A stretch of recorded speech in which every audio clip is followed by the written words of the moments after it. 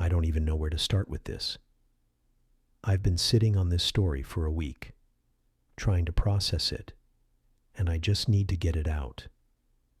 I'm not looking for sympathy or advice, just I need to tell someone, anyone, because it's been eating me alive. I'm typing this from my childhood bedroom, surrounded by posters of bands I don't listen to anymore and a desk covered in dust.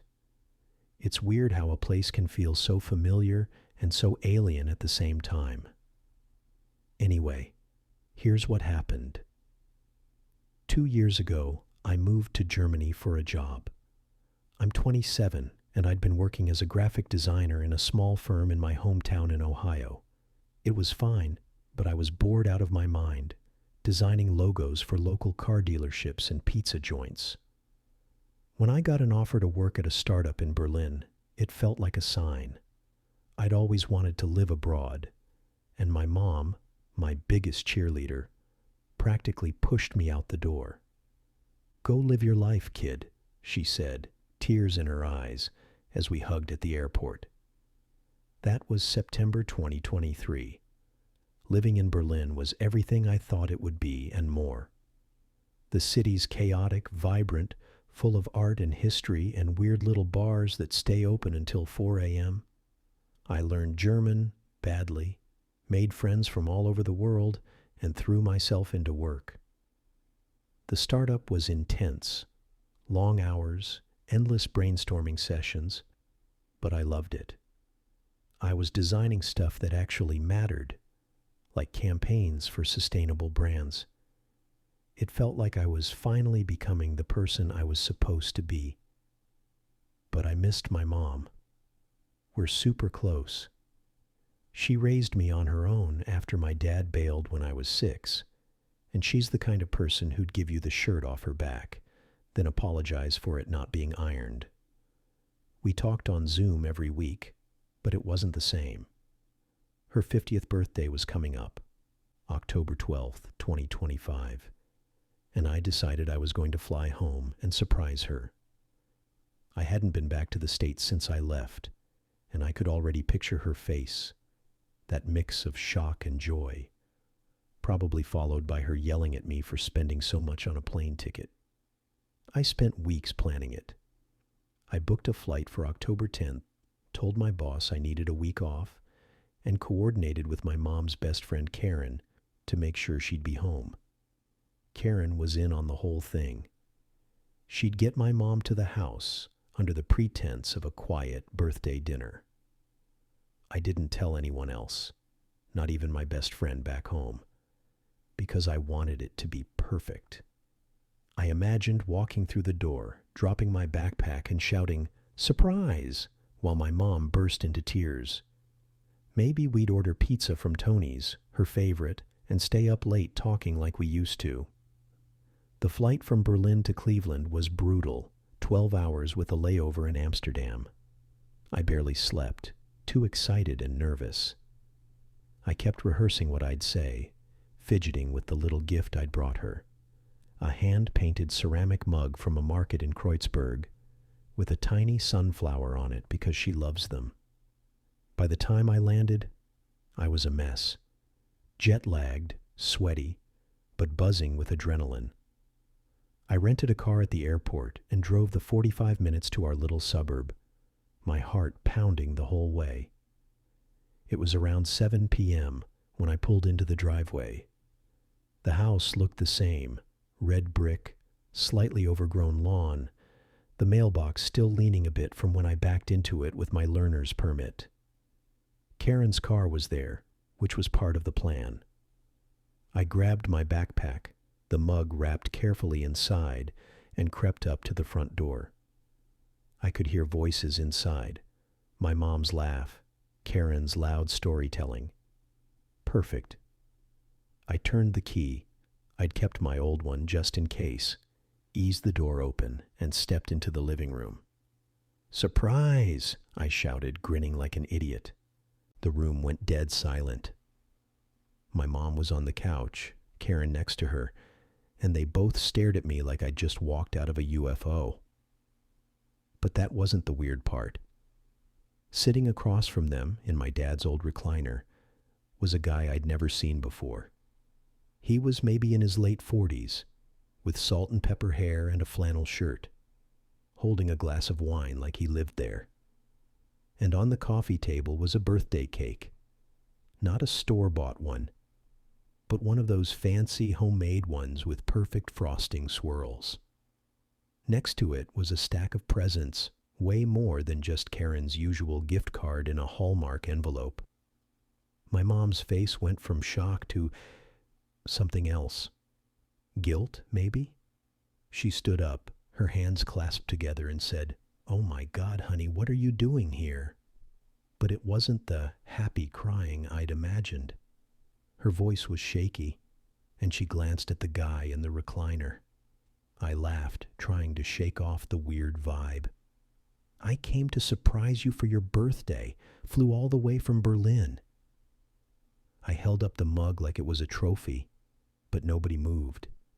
Karen was looking at her shoes, and the guy just sat there, gripping his wine glass. "Sweetie," my mom said, stepping toward me, "this is such a surprise. I didn't know you were coming." She hugged me, but it was stiff, like she was holding her breath. Then she turned to the guy. "This is my son, Jake. Jake, this is Michael." Michael stood up, offered a handshake, and said, "Nice to meet you, Jake. Your mom's told me a lot about you." His voice was calm, but his eyes were darting between me and my mom. I shook his hand, confused as hell. Who was this guy? Why was he here, acting like he belonged in our living room? I looked at my mom, waiting for an explanation, but she was just standing there, twisting her necklace, a nervous habit she's had forever. Karen finally piped up, her voice too cheerful. "Jake, why don't you sit down? We were just about to cut the cake." I didn't sit. I set my backpack down and said, "Mom, what's going on? Who's this guy?" She took a deep breath, and I knew something was up. My mom's not a good liar. She gets this look like she's about to confess to eating the last slice of pie. "Jake, I was going to tell you," she started. "Michael and we've been seeing each other for a while now." My brain short-circuited. Seeing each other, like dating? I looked at Michael, who was now standing awkwardly by the recliner, then back at my mom. "How long's a while?" "About a year," she said quietly. A year, a whole year. And she hadn't said a word. Not during our weekly Zooms, not in her texts, not even when I'd asked her what was new. I felt like I'd been punched in the chest. "Why didn't you tell me?" I asked, my voice louder than I meant it to be. "I didn't want to worry you," she said, stepping closer. "You were so busy in Berlin, and I didn't know how to bring it up. I was going to tell you when you came home next, I swear." I didn't know what to say. I just stood there, holding that stupid mug, feeling like an idiot for thinking I could just waltz in and make everything like it used to be. Karen tried to change the subject, babbling about the cake, but I wasn't listening. I was looking around the living room, noticing things I hadn't before. A pair of men's boots by the door. A new bookshelf with books I didn't recognize. A photo on the mantle of my mom and Michael, smiling at some beach I'd never been to. I don't know why it hit me so hard. I mean, my mom's allowed to have a life. She's 50, not dead. But it felt like she'd replaced me, like I'd been gone too long and she'd built this whole world without me. And Michael, God, he was so normal. Just a guy who probably works in an office and grills on weekends. He didn't seem like a jerk, but that almost made it worse. If he was a creep, I could have hated him. Instead, I just felt left out. I mumbled something about being tired and went upstairs to my old room. My mom followed, knocking softly. "Jake, can we talk?" she asked through the door. I let her in, and we sat on my bed, the same one I'd had since I was 12. She apologized over and over, saying she didn't mean to keep it a secret, that she was just scared I'd feel weird about it. She told me Michael's a widower, a high school history teacher, and they met at a book club. A freaking book club. It was so wholesome it made my teeth hurt. She said she didn't tell me because she didn't want me to think she was moving on from our family, from me. I told her I wasn't mad, just shocked. And I guess I was a little mad, but not at her. At myself, maybe, for thinking I could freeze time and come back to the same life I left.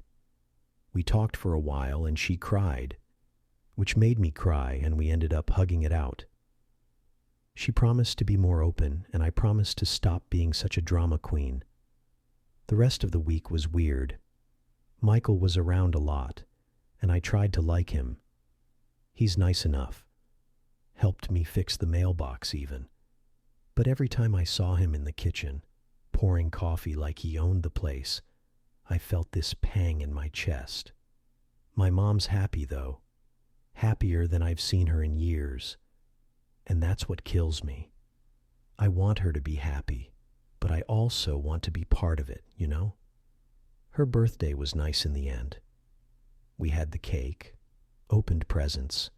Michael got her a necklace, which she loved, and I gave her the mug. She teared up and said it was perfect.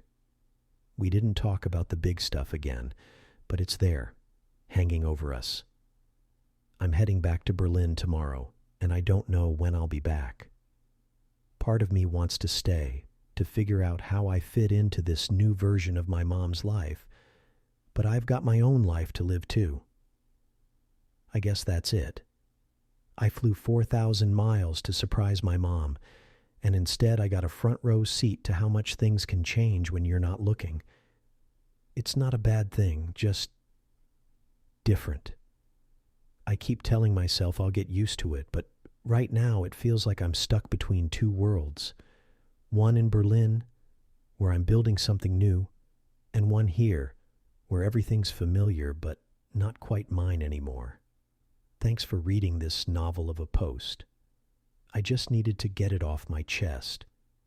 Has anyone else gone through something like this? Coming home and finding out your family's moved on without you? How do you deal with it?